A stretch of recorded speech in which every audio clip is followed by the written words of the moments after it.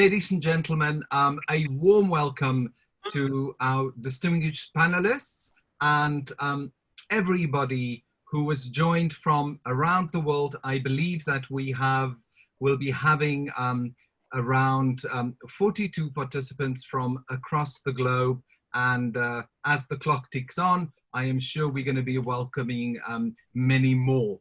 But let me quickly introduce our distinguished panelists today. And the first speaker will be Ms. Preshna Musa, one young world peace ambassador and member of the National Youth Consensus for Peace movement in Afghanistan. It's then my immense pleasure to also introduce to you Ms. Yasmin Sharif, who is the Director of Education Cannot Wait. And there is not a better theme to kick off this discussion by truly saying education cannot wait. And while we do that, no one should be left behind.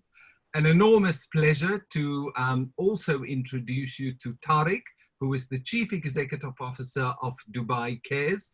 And we know at the same time that Dr. Kombu, who is the Director of Education Sector at the Islamic World Educational, Scientific and Cultural Organization, and Mr. Nikhil Seth, who is the Executive Director of the United Nations Institute for Training and Research, UNITAR for short, and Assistant Secretary General of the United Nations, is really going to help us to enlighten about some of the challenges, but also some of those exceptional good practices and human ingenuity that we have seen during this very difficult crisis. But that is enough of me. It is my immense pleasure to give you the word. Preshna.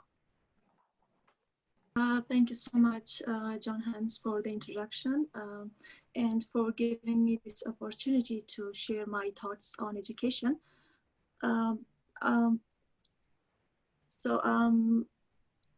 My name is Preshna Musa. I'm from Afghanistan, and I am actually a survivor of a terrorist attack in Afghanistan. In 2016, my university, which is called the American University of Afghanistan, was attacked by a group of insurgents, and in that attack I was shot 3 times by a gunman. And then I went to the United States for my medical treatment. When I came back from the United States, I decided to advocate for peace and education. So now I'm an advocate for peace and education, and also member of it's a movement called Youth Consensus for Peace. We started this, the youth of Afghanistan start this movement because because these days we're having peace negotiations with the Taliban, between the Taliban and the government. And the reason why we started this movement is to make sure that there are people, right people who represent us in the peace process. So yeah, this was a little bit introduction about myself. Thank you so much, Preshna. Yasmin? Thank you very much. So I'll do an opening presentation. I think first of all, Preshna, it's very interesting to listen to you, knowing what you have gone through in Afghanistan in terms of the closure of the schools in the late 90s and early 2000, and to know that at least a large part of Afghan girls can return to school today. And I'm really sorry to hear about the attack. It's a tragedy, so keep going. My name is Yasmin Sharif. I am the Director of Education Cannot Wait, which is a global fund for education in emergencies. And it was established at the World Humanitarian Summit in 2016. My fellow panelist, Tariq Al-Gurg of Dubai Cares, was one of the founders who advocated for it at the World Humanitarian Summit in Istanbul, and can see how far we have come in the 3 years plus. Why do we need education cannot wait, and why can't it wait? First of all, prior to the World Humanitarian Summit, education allocations to education in humanitarian context. That means when you have an armed conflict like Syria, like Yemen, like Chad, like the Sahel, education is usually, or used to be, and continues to be to a certain extent, but much less so today, lesser of a priority. And in 2016, only 2.4% of the allocations of the humanitarian allocations went to education, 2.4%. Today, it's increased to 5.1%. But education is not just a humanitarian priority, it's also development priority, or should be, for situations of armed conflict, crisis, and refuge. And that's why Education Cannot Wait was created. Make it a priority. When we have children, when we have refugees, when we have young people who are fleeing their homes, whether inside the country, across the border, or affected by a crisis, education cannot wait. We cannot say that everything else is more important than education, because education is the vehicle to empower girls in crisis. It's the vehicle to empower every child and adolescent who are suffering from dispossession, being uprooted, extreme poverty as a result of a natural disaster or a pandemic or an armed conflict. So Education Cannot Wait's mission is all about raising that awareness that without education, we are not empowering nor the children or the youth, nor national ownership, nor in rebuilding and building back better after the crisis. Without an education, we cannot achieve sustainable development goals for countries that are affected by crisis, refugees, natural disasters, and even now, so COVID-19 and pandemic. Education is the very foundation of that human power to bounce back, to withstand pressure, and to rise up of extreme suffering, extreme poverty, and extreme violence that impacts 75 million children and youth, of whom 39 million are girls in today's world of conflict, disasters, and forced displacement. So we exist for that. We do see some progress. As I said, humanitarian allocations have moved from 2.4% to 5.1% today, as of 2020.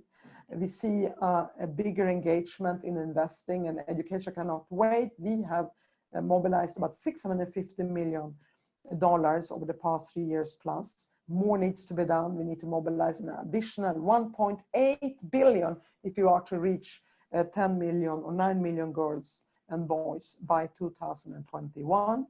So far, we've reached 4.5 million. So more funding is needed. And finally, let me conclude.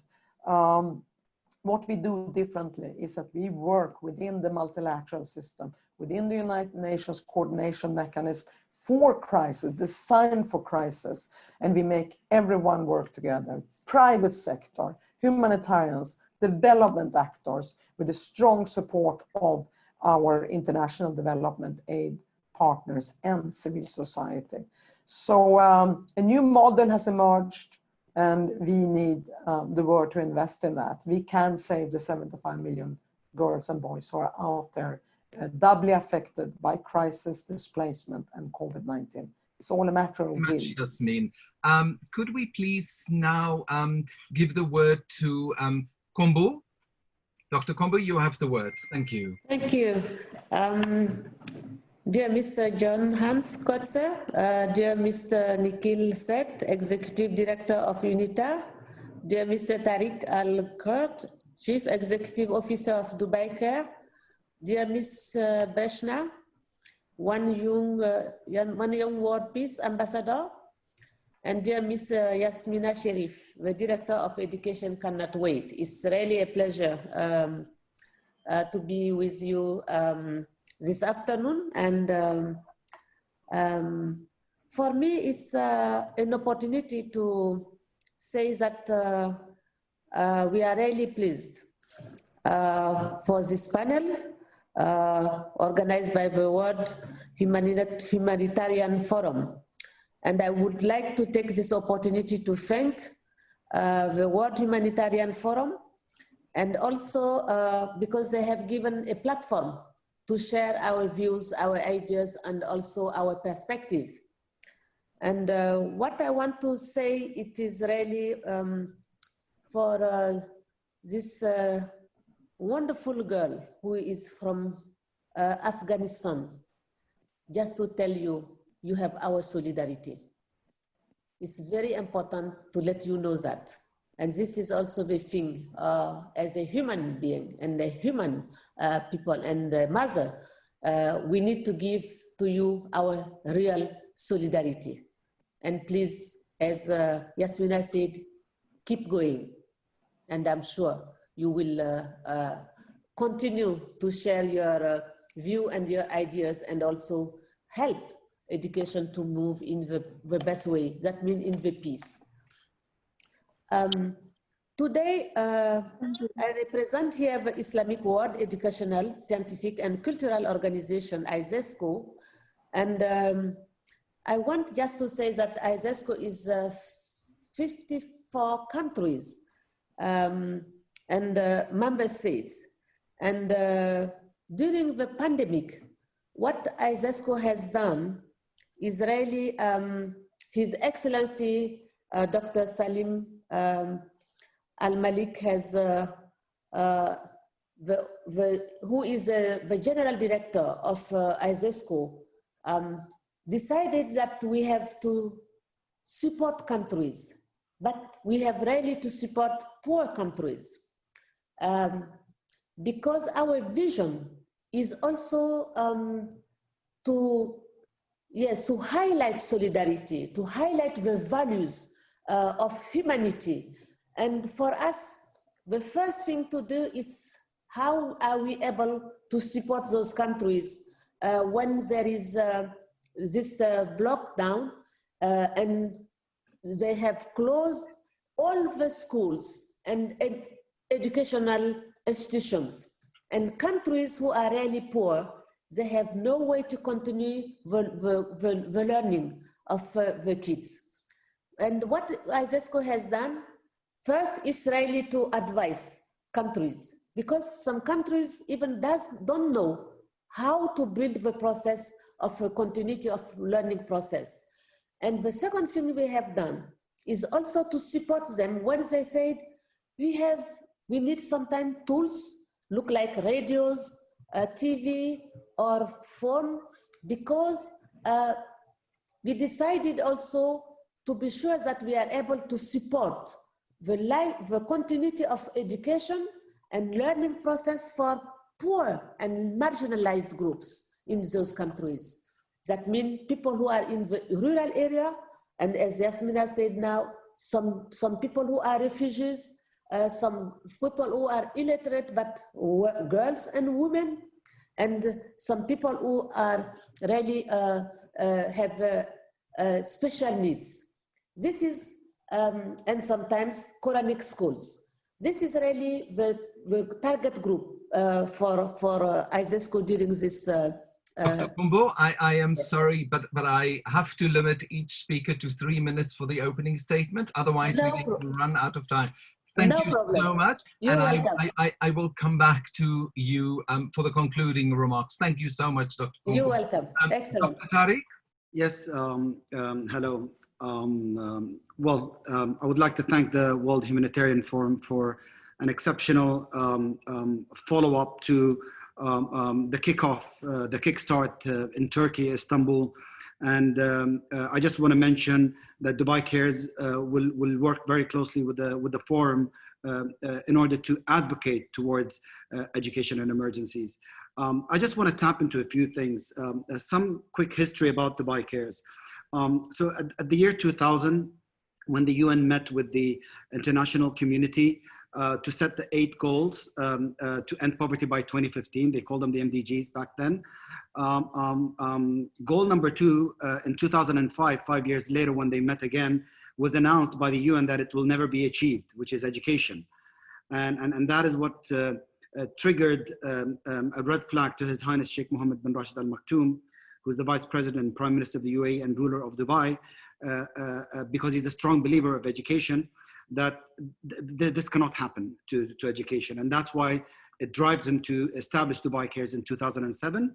And he wanted Dubai Cares to be a non-government organization, a philanthropic organization, solely dedicated towards finding solutions for education globally in all developing countries. So let me take you back a bit before COVID. Now, although COVID-19 impacted around 1.6 billion students in 190 countries and keeping around 60 million teachers stranded and not knowing what to do, even before the onset of COVID-19, the world was still facing a learning crisis. For children impacted by conflict, their education is severely disrupted and disjointed. Pre-COVID-19, as Yasmin mentioned, we had 75 million children in crisis-affected areas who were in need of education support. We had 250 million children and youth globally are out of school. We had 418 million school children do not know how to read and write. And if funding stays exactly how it is today, nothing changes, meaning it doesn't go up and it doesn't go down, we will have 800 million young people who will not have the adequate skills to be in the market job by 2030. Now, what we need is high levels of skilling towards this. But again, high levels of illiteracy and inequality in education have been long-standing warning signs that our education system needs a proper reform. COVID has not only further exposed these weaknesses, but it even made them worse. So what we learned as Dubai Cares from COVID is that we were really afraid and shy to move towards remote learning and integrate EdTech for the past 20 years when we had it ready. And over one night, the whole world shifted to a remote learning model with a snap of a finger. This reality check has opened our eyes and showed that we're ready to adopt new education systems rather than just sticking with a system that has lasted a century since the first industrial revolution. Now in the UAE, for instance, we were one of the first countries to shut down schools and universities and shifted to a remote learning model that not only has been successful, but made other countries asking to adopt a similar model. So what we're talking here is preparedness. That is very critical at these times. It is important that governments work together with schools and community to ensure that there is adequate planning for emergencies. This way, you can create an education system that is more resilient to disasters. And as parents, we are realizing that schools are very important. Those are not just centers for education. They bring parents, they bring community members, they bring everyone together. We have to have that face-to-face interaction, that physical touch. And investing in teachers is a must as well. Training them on those tools, on those remote learning. We have to prioritize also the well-being of students and teachers and caregivers who support their learning. We all went through anxiety, all of us, parents, teachers, caregivers, students. So we have to find Tariq, I need to ask you to draw your conclusions to unfortunately, I need to be strict with the time, otherwise we'll run out of time. So my apologies that I had to cut you. I just had one last point, so I'm fine. Don't worry about it. Go ahead. So just my end point here, I just want to wrap by saying, as schools begin to open now, we're in September, we're towards the end of September, our efforts must focus on the children with most at risk of not returning to school. That includes girls, children with disabilities, and disabled children. Education actors should create partnerships to respond to the broad range of needs of vulnerable children globally.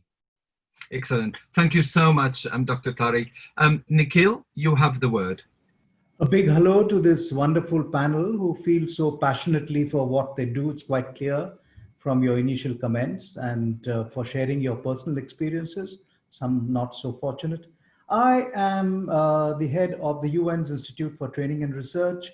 I'm a 30-year veteran of the United Nations. 5 of these years have been spent in UNITAR, which is an organization which spans the globe. We have about 25 offices and affiliated offices all around the world. And prior to joining the UNITAR, I was 25 years in New York, helping governments establish plans of actions and platforms of action. And that's when I realized that, it's easy to stitch together beautiful words and to come up with these platforms of action. But when you come to implementing change at the country level, that's a much bigger challenge. People's mindsets, people's attitudes and behaviors are very difficult to change. And no matter how beautifully you write an agreement or you write a plan of action, getting to see that change is difficult. And that's what we try and do in UNITAR. We work with people, we work with institutions, we work with organizations, we work with governments to help people realize the change that needs to come about from learning, from education. And we focus on all the pillars of the SDGs, the peace pillar, the prosperity pillar, the planet pillar, the people pillar, and we use technology, especially satellite technology, for the greater good.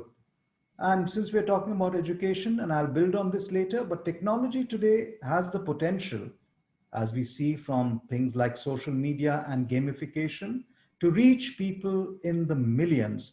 But we need to harness this technology to rid it of its warts and blemishes and to make learning engaging and fun. So thank you, Jon-Hans.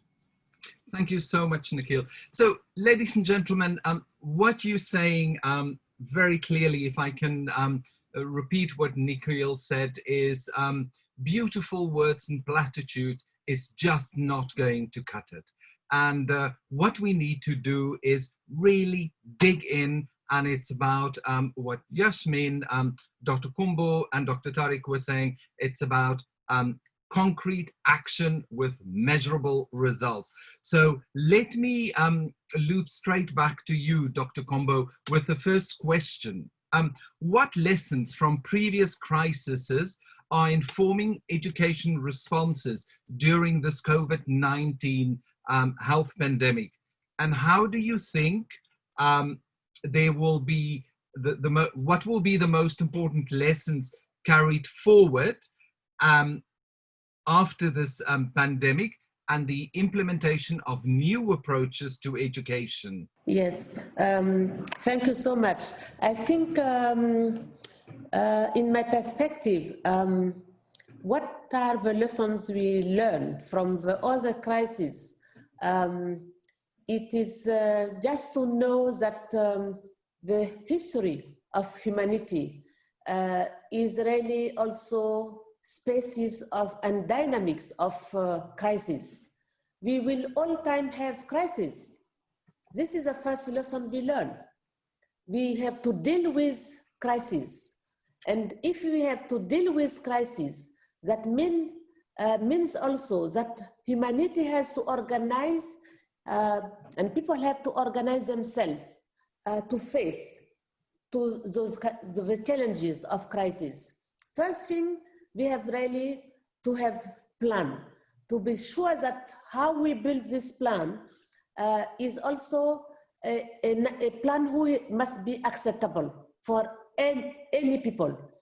If I said acceptable, that means we listen to people and we are able to listen to them, just not to go to say we consult them. No, we have to give them the power of the decision. This must be acceptability. The second thing is this plan. If we decided to organize a plan, we must also have a plan who is really accessible. That means the concept of accessibility must be also there. That means everybody, people with disabilities, people who are nomadic people, people who are refugees, people who are poor, coming from poor families, they must be involved and accede this program of education. The third thing is also adaptability. That means we must be able to adapt the content, the need, but also the modalities of the process of learning to those people.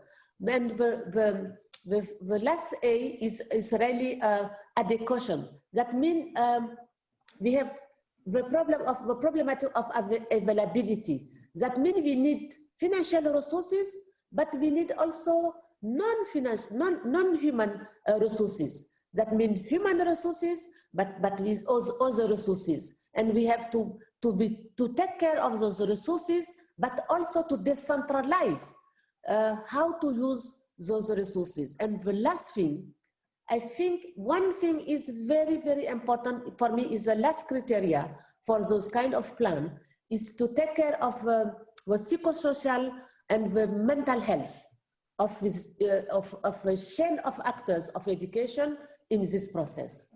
Thank you. Thank you so much for your valuable comments, Dr. Kombo. I would like to now go straight back to Dr. Tariq. Dr. Tariq, you mentioned about the emphasis being placed on new technologies and how these can amplify the value of education, specifically in supporting remote and digital learning. Could you please tell us more about the approach that your organization, Dubai Cares, are taking and are promoting at the moment? Thank you. Sure. Look, when the lockdown happened in March, when schools shut down, we realized, and we spoke to the Minister of Education here in the UAE, and we asked them, what can we do? We can be involved. They said, what can you do? We said, what problems do you have? They said, we have people who live in the UAE who come from low-income families, from different nationalities, who cannot afford a laptop. They said, can you do something? They said, yes, I will do a nationwide fundraising campaign. We'll collect money from the community and we'll give it to them. And that's what we did. We did a huge fundraising campaign, and it's ongoing, and this will stay for life, basically. But then we started getting calls from the parents saying, but we cannot afford the connectivity. We can't pay for the internet bill. So what I'm trying to say here is technology, and thank you, Nikhil, for mentioning connectivity and technology, and especially connectivity. There's a big difference between technology and connectivity. Technology, I'm not very worried about technology globally. There are so many companies, so many organizations who are investing heavily towards technology. I'm talking about EdTech here. But not a lot of things are happening towards connectivity. We have a huge connectivity issue, a huge internet connectivity issue. And to address this, we have to work globally together to resolve this issue. Countries, bilaterally, the private sector, on a global mechanism level, and in order to solve this issue by putting internet into people's homes, that's a very big issue right here. One issue is low tech and no tech, and one issue is no connectivity. So these are the kind of investments, and I'm going to put 3 examples onto this on how we can start creating this, narrowing this digital divide amongst us. One is UNICEF's Generation Unlimited's initiative. Generation Unlimited is UNICEF's global youth initiative. They're coming out with a project called Project Giga, G-I-G-A, which is to connect all the schools in the world with internet connectivity. That's an immediate response towards connectivity. Second is UNESCO's Global Coalition for COVID-19 Response. And what it's doing is putting the infrastructure of IT on one side and connectivity on another side, and merging all the stakeholders and partners. And lastly, we as Dubai Cares, we're working closely with the UN and the global community on a global declaration on digital connectivity. We will launch it hopefully at Expo 2020 Dubai next year. And the 2 main partners who are putting this whole declaration together is UNICEF and UNESCO. So you see, when you put all of this together from now, that is the response that you will get, and the positive response. So we're talking about preparedness again to avoid an impact of a large-scale disruption that may come in the future. Thank you so much, Dr. Tariq. Nikhil, if I can look back to you and ask you, could you please share with us, you alluded to that earlier where you said, I'll come back later to share with the participants and to the panelists what steps UNITAR took to shift its online by using different modes of e-learning practices. Nikhil? Okay, but before I go there, I just wanted to join the conversation and what Dr. Kombolu and Tag have said, and agree with them that our top priority has to be the most vulnerable. those who've been affected most, as you can see from the COVID crisis, are the poorest, those who are in internet unstable areas, those who are no devices. And we've got to make sure that whatever technologies we are thinking of can reach them. And we must learn to use radio, and we must learn to use television a little more as training tools to reach these people in internet unstable areas. And we have to learn the psychology of learning behind a television screen or a monitor. And what is the attention span of the new learner? What are the tools of this? What are the tricks of this new learning trade that we all have to get au fait with? What is the pedagogy and methodology of learning in this new era where mobility is severely impaired? So there's a lot of work to be done by all of us in getting to these vulnerable in a mobility constrained environment. Now, what has UNITAR done in response to all this? And I must say that I'm quite proud that we have shifted entirely to web-based learning, e-learning, with different variants of e-learning, but it's essentially web-based learning. We have three modalities really. We used to have face-to-face training and learning. We used to have something we call blended learning, which is a combination of e-learning as well as face-to-face training. I personally think that that's the most effective, but of course, in these days of restricted mobility, the face-to-face thing is already out. We've been successful. We have a platform called UN Climate Change Learn. And 2 days ago, I gave the 100,000th certificate of that course completion to a 21-year-old girl from Brazil. I felt very proud that that one platform has reached over 330,000 people. And we gave the 100,000th certificate to a young learner. Similarly, during this period of COVID, our SDG learning platform has reached or increased from 5,000 learners in March to about 50,000 learners in August. So there is the democratization of learning and education, which all this technology holds. I've seen results coming in. We've experimented with virtual reality, with augmented reality, with 3D, with simulation, and these have tremendous learning outcomes, and they're at a fraction of the cost of face-to-face learning. And I think we must all learn the new tricks of education and learning. Young people out there are learning very differently. They have very different attention spans. They have very different psychologies, and our ability to tune in to the younger minds and adapt the way we instruct, the instructional design, so that people learn better is, I think, the key thing we've all got to adapt to. Thank you, Jan.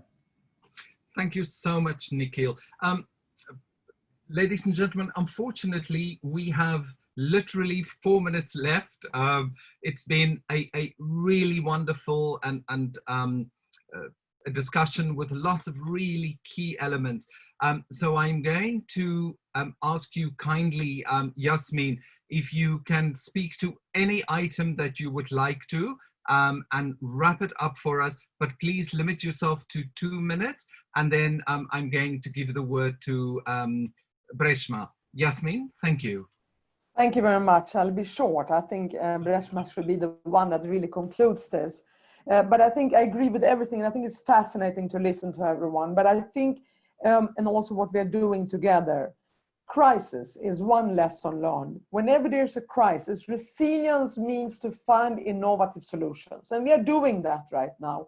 And I think Dr. Combo was very right, which is that crisis will always exist. So crisis is not an excuse for not taking action. On the contrary, it should be a trigger for acting faster and more efficiently. We have also learned from the Ebola crisis and from this crisis that a pandemic is not an excuse either for not taking action. On the contrary, we need to scale up.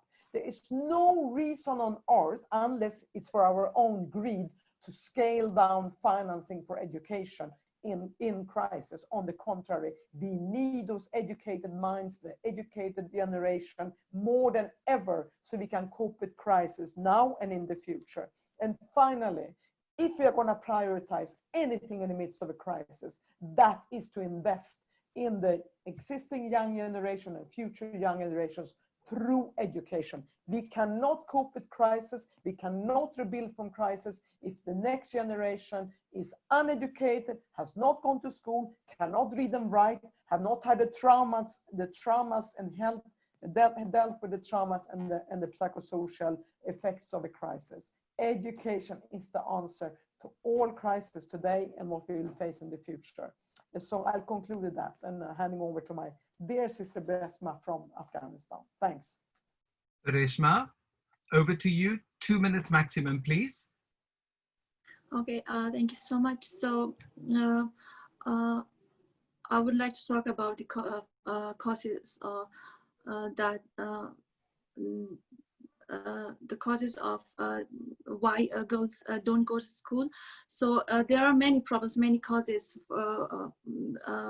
For example, there poverty, gender discrimination, child marriage, child labor, lack of schools, or insecurity, influence of culture, but these are all major problems, and these problems are caused by war. So if you talk about Afghanistan, Afghanistan is rightly known as a country where the people are proud of their culture, their tradition and Islamic faith. But even here, a majority of girls want to complete their education, and their families support their daughter. The family supported daughters in this, in their desire, even if it requires sacrifices.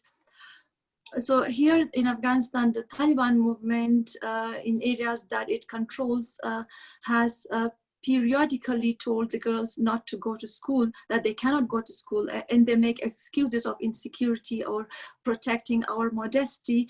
But the real reason is that some Taliban consider forcing girls' schools to close is a demonstration of power. So our government says it favors girls' education, but its representatives are negotiating with the Taliban, and we tell them that they must not sacrifice girls' education, girls' right to education, in attempt to appease the Taliban or hold on to power. So in our country, our country is divided into areas controlled by government, also controlled by Taliban. So education, not only in Afghanistan, but all the areas that are affected by war, education should be open for girls, and so we simply call the governments and all the powerful groups to resist from creating barriers on girls' journey to education.